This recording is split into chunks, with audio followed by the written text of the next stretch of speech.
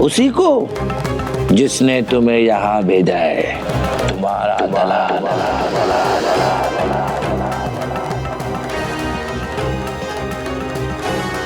चलो अब बहुत हो गया।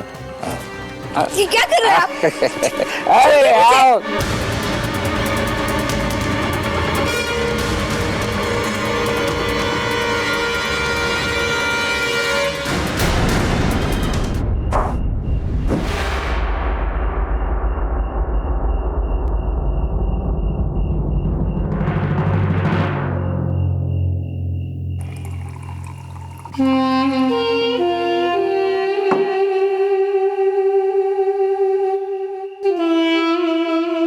ये अंग्रेजी शराब की बात ही कुछ और है। दो दिनों से देसी पी पी के दिमाग खराब हो गया था।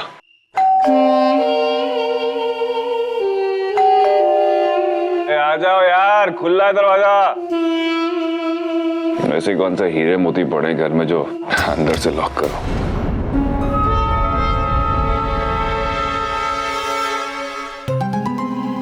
अरे तुम इतनी जल्दी? तुम इस हद तक गिर जाओगे मैंने कभी सोचा भी नहीं था। क्या समझते हो तुम अपने आप को? तुमने मेरी इज्जत का सौदा किया, अपनी पत्नी की इज्जत का।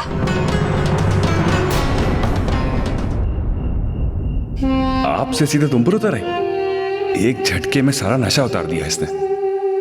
जरूर फिर से कोई नाटक करके आई है ये लड़की। चुप क्यों हो? जरा सी भी शर्म नहीं आई तुम्हें?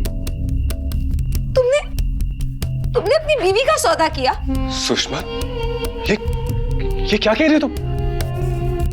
कहीं उस आदमी तुम्हारे साथ कोई ऐसी वैसी हरकत तो नहीं? ना तो मैं इतनी कमजोर हूं और ना ही किसी में इतनी हिम्मत है कि मेरी इज्जत पे हाथ डाल सके। मुंह नोच कर आई हूं मैं शैतान का। तुम इतना कैसे गिर सकते हो ब्रिज? ये क्या बकवास कर रही हो तुम सुषमा? मैं तुम्हारा सौदा करूंगा? मैं? तुमने सोच भी कैसे लिया सुषमा? अरे तुम मेरी पत्नी हो, शादी की तुमसे मैंने, और तुम मेरे बारे में इतनी घटिया बात कह रही हो? ये घटिया सच मुझे उस आदमी ने बताया जिसके पास तुम अपनी बीवी को भेजकर आए। ईमान धर्म नाम की चीज ही नहीं है लोगों में। अरे सुषमा के सामने मेरा नाम लेने की क्या जरूरत थी उस इडियट को? छोड़ूंगा नहीं उसे मैं, बिल्कुल नहीं छोड़ूंगा उसे मैं, बिल्कुल नहीं छोड़ूंगा उसे मैं। पहले तुम्हारे साथ बदतमीजी करी और फिर मुझ पर ही।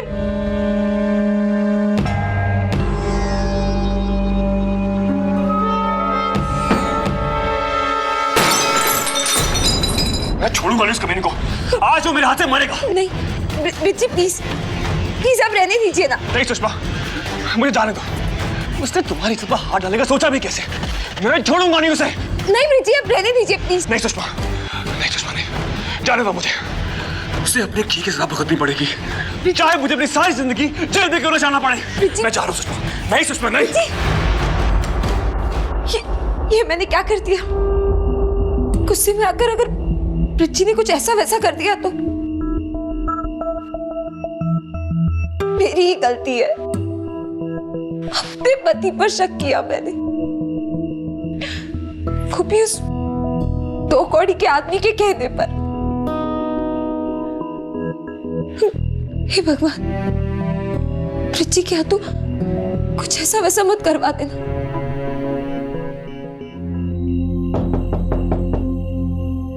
यस कम इन।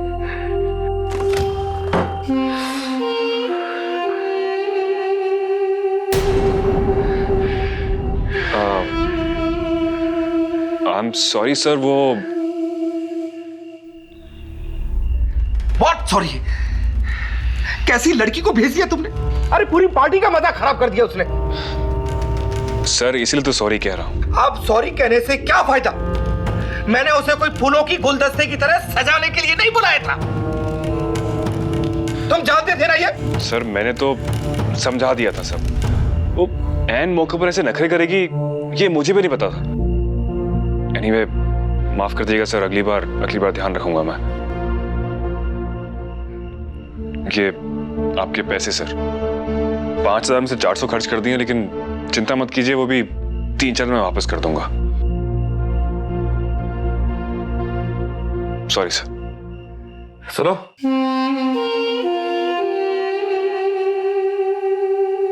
कहाँ जा रहे हो? जी वो ऐसे उठाओ।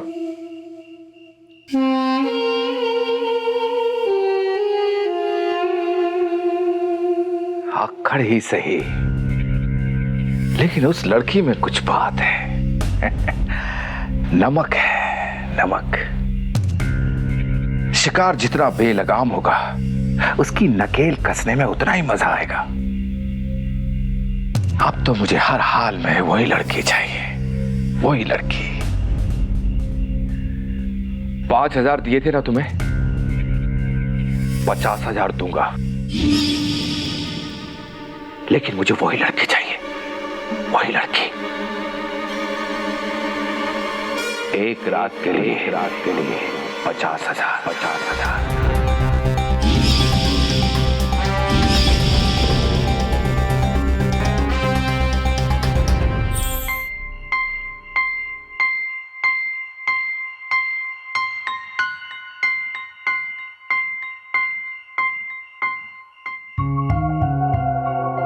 अब तक नहीं आई ब्रिज जी, पता नहीं कहीं कुछ कहाँ थे आप? मैं कब से आपका वेट कर रही थी। अब ठीक तो है ना? गुस्से में आके आपने कहीं कुछ कर तो नहीं दिया? ऐसा सबक सिखाया है उसे कि वो जिंदगी भर याद रखेगा। जिस हाथ से उसे तुम्हें छुआ ना, मैंने वो हाथ ही तोड़ दिया। मेरी बीवी पर नजर उठाई उसने, मन तो किया उसकी आंखें निकाल लूं। अरे मैं तो उसे जान से मार देता, लेकिन तुम्हारा ख्याल आया और मैंने अपने आप को रोक लिया। लेकिन बहुत मारा उसे, बहुत मारा। कि आपने क्या किया? वो तो बहुत ही बड़े लोग हैं। अगर बदला लेने की ठान दी तो मुसीबत आ जाएगी। अरे उनकी ऐसी की तैसी, मैं नहीं डरता किसी से। और कह तो रहा हूं तुमसे, बस तुम्हारा चेहरा आ गया मेरी नजरों के सामने। और मैंने सोचा कि ब्रिज, अगर तुझे कुछ हो गया तो बेचारी सुषमा का क्या होगा? वो तो दुनिया में तेरे बिना एकदम अकेली हो जाएगी। अपने माँ के घर भी नहीं जा सकती हो।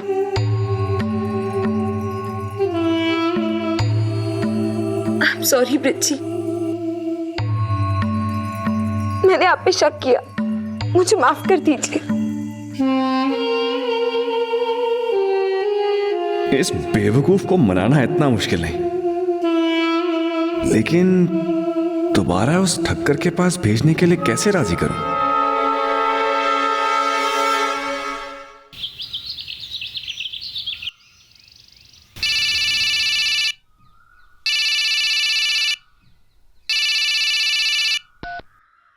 हेलो। गुड मॉर्निंग ज्योति दीदी। गुड मॉर्निंग बेटा, कैसी हो तुम और बाकी सब? सब ठीक है। अब मुझे आपकी बहुत याद आ रही है। मुझे भी तुम सबकी बहुत याद आती है। दीदी आप यहाँ जल्दी आ जाओ ना, मैं आपको बहुत मिस कर रही हूँ। अच्छा, अब मुझे भी बात करने दो ज्योति दीदी से। हेलो ज्योति, कैसी हो बेटा? मैं ठीक हूँ अंकल, आप कैसे हो? ज्योति बेटा, ऑफिशियली तुम्हें कल ज्वाइन करना है। कुछ दिन और छुट्टी लेना चाहो तो? नहीं अंकल, मैं कल ही ज्वाइन कर लूंगी। बच्चों, कल आ रही है तुम्हारी ज्योति दीदी। बच्चे बहुत मिस कर रहे हैं तुमको। अच्छा दयाल अंकल, कल मिलते हैं, बाय। ओके बेटा, सी यू टुमारो, बाय बाय। अरे ज्योति, मामा जी से बात कर रही थी क्या? जी, कल शिशु मंगल जाना है मुझे। कल? तुम्हारी छुट्टियां खत्म हो गई क्या? हाँ। अरे पता ही नहीं चला। ज्योति, जब तुम नहीं थी तो एक एक दिन एक एक साल की तरह गुजरता था। अब तुम हो तो वक्त जैसे पंख लगा के उड़ते ही जा रहा है। वैसे भी मेरी छुट्टियां भी आज खत्म हो गई, मुझे भी आज कॉलेज जाना है। तुम चलोगी मेरे साथ? नहीं पंकज जी, आज नहीं। ओके। वैसे अपनी खूबसूरत बीवी को सबसे मिलाने के लिए तड़प रहा हूं मैं।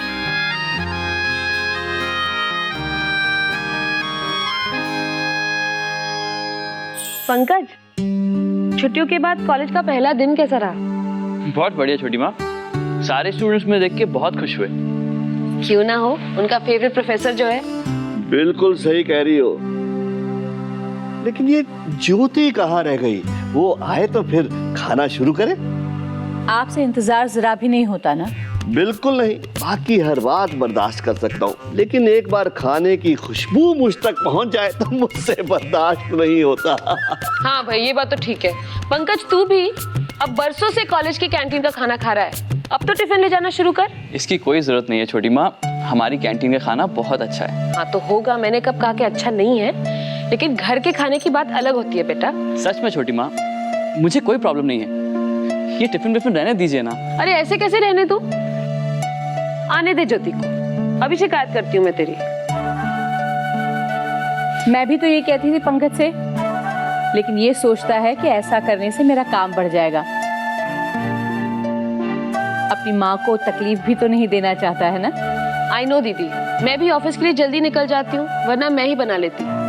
लेकिन कोई बात नहीं, अब ज्योति आ गई है ना, पंकज का टिफिन तैयार करके लंच टाइम तक ड्राइवर के हाथ भिजवा दिया करेगी। सॉरी, मेरे कारण आप सबको वेट करना पड़ा।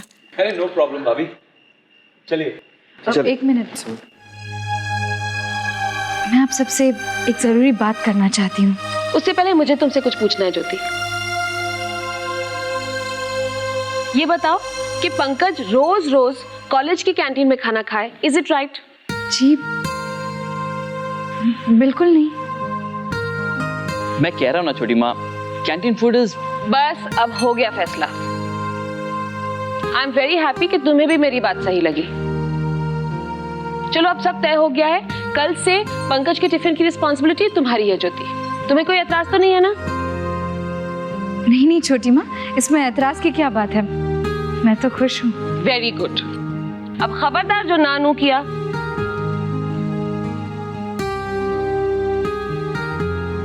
जी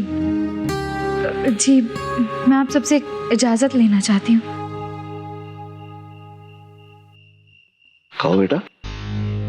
मैं सोच रही थी कि अब मेरी छुट्टियां भी खत्म हो गई हैं तो शिशु मंगल वापस ज्वाइन कर लूं।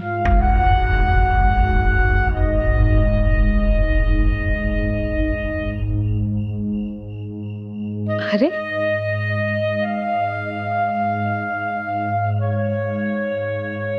अभी अभी तुमने पंकज के लंच की रिस्पॉन्सिबिलिटी ली है ज्योति। नहीं छोटी माँ, आप उसकी चिंता मत कीजिए, मैं सुबह जल्दी उठा करूंगी, घर के सारे काम खत्म करके फिर शिशु मंगल जाऊंगी। नहीं बेटा, तुम्हारे लिए बहुत ज्यादा हो जाएगा। यूं भी नौकरी करने की जरूरत ही क्या है तुम्हें? ये 4-5 हजार रुपए के लिए इतनी मेहनत करना क्या फायदा?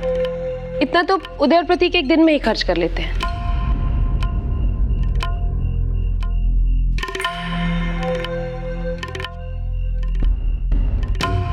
we're a ट्रेडिशनल फैमिली बेटा, हमारी घर की बहुएं ऐसे छोटे मोटे जॉब करें अच्छा नहीं लगता है।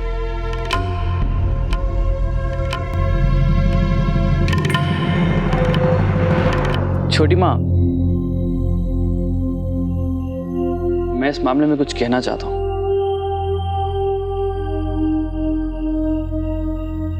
जहां तक मैं जानता हूं और आज तक जितने भी संस्कार मुझे इस घर से मिले, मैं इतना कह सकता हूं कि कोई भी काम छोटा या बड़ा नहीं होता। बल्कि मैं तो ज्योति के फैसले से बहुत खुश हूं। घर पे बेकार बैठने के बजाय वो काम करना चाहती। ज्योति की जगह अगर कोई और होती तो इतने बड़े घर की बहू होने का पूरा फायदा उठाती। इत्मीनान से सारे ऐशो आराम के साथ अपनी लाइफ एंजॉय करती। लेकिन ज्योति ने काम करना पसंद किया, and I really like her for that. मगर पंकज बेटा, सालों से हमारे घर की यही परंपरा रही है।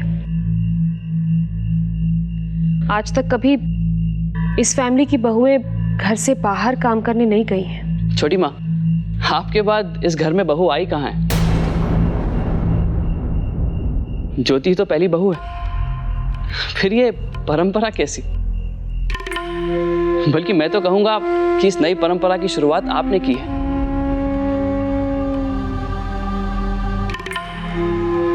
वशिष्ठ फैमिली की बहू होने के बावजूद घर से बाहर निकल के काम करने की हिम्मत दिखाई है आपने। अब अगर ज्योति भी आप ही के रास्ते पे चलना चाहती है तो ये अच्छी बात है ना।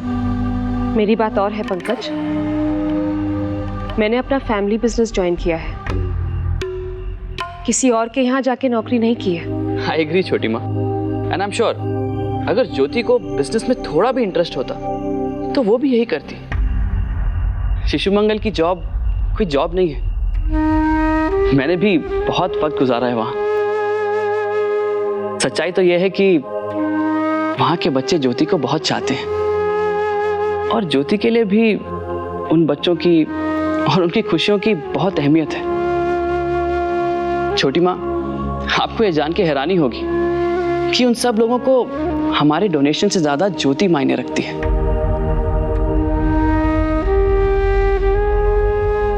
जिस तरह ज्योति उन अनाथ बच्चों को प्यार करती है, उनकी देखभाल करती है और जो अपनापन उन्हें ज्योति से मिलता है उसकी बराबरी कोई नहीं कर सकता।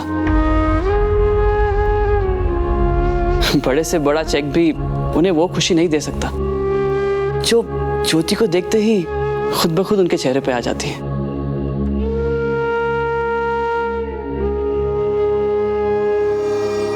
तेरी हर बात सही है पंकज बेटा, लेकिन भैरवी जो कह रही है वो भी गलत नहीं है।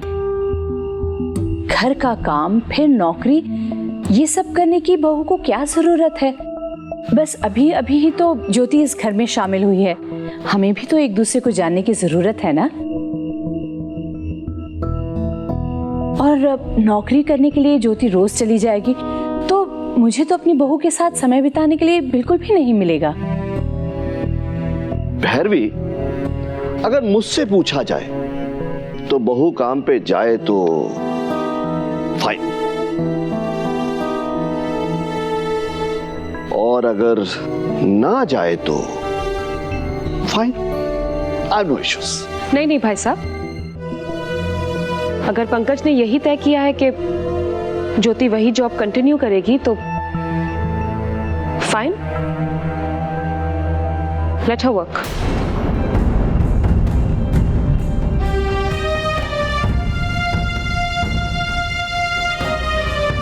थैंक यू छोटी माँ।